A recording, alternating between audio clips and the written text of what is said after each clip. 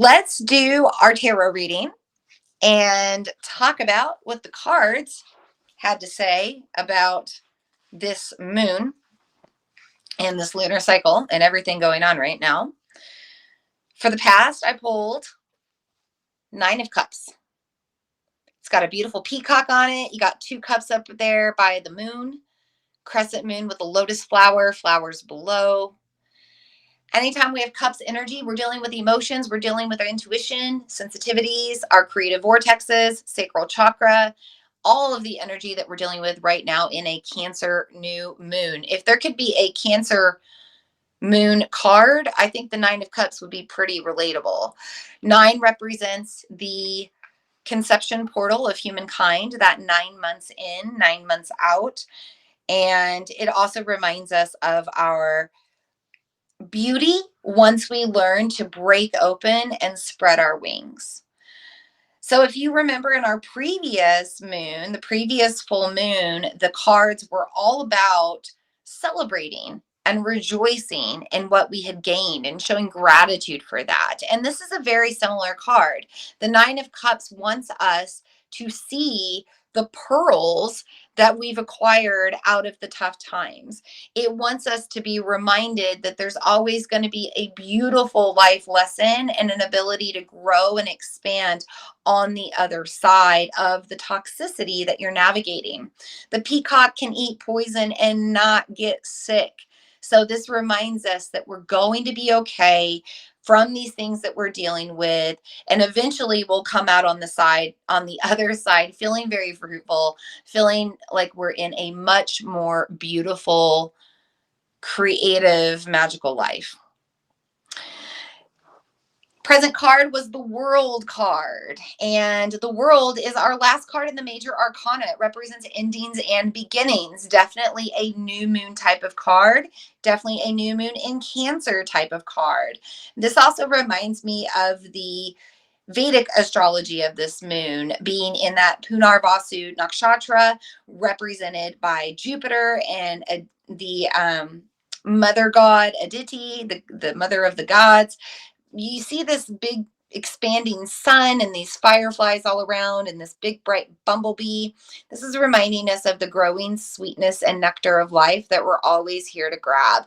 This also makes me think of the Amrita, the actual nectar of the moon that comes down to support our fruitful, magical lives.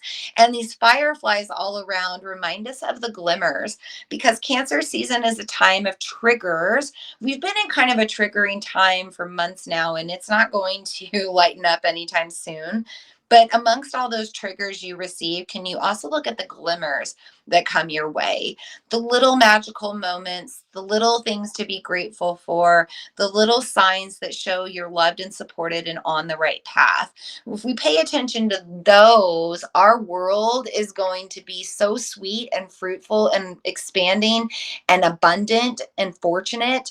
But we have to be able to take action towards that frequency, towards embodying a more uplifting perspective. So if you need to, under this new moon, spend time in reflection, be grateful of all that you've gained, look at what you've harvested, and let that be a motivator for you to continue to do your hard work like the bumblebee to continue to create that honey moving forward.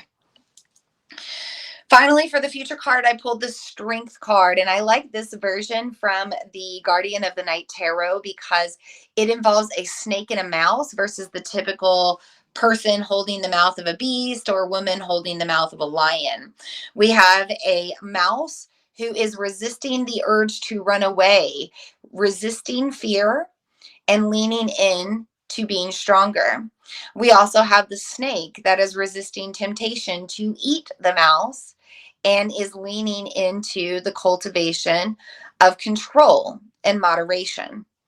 Strength always reminds us that we have choice to continue down one way or go down a different path, a path that is more harmonious with our heart and our truest spirit. Look at the heart in between the snake and the mouse. Also notice how there's poppies all below. These are flowers that represent peace after war. This snake and this mouse know that if they can stand strong and they can resist their temptations and they can stay in control of their energy, that they will perpetuate peace for humankind moving forward. Every time we work on ourselves to have better harmony, to get rid of the things that are holding us back.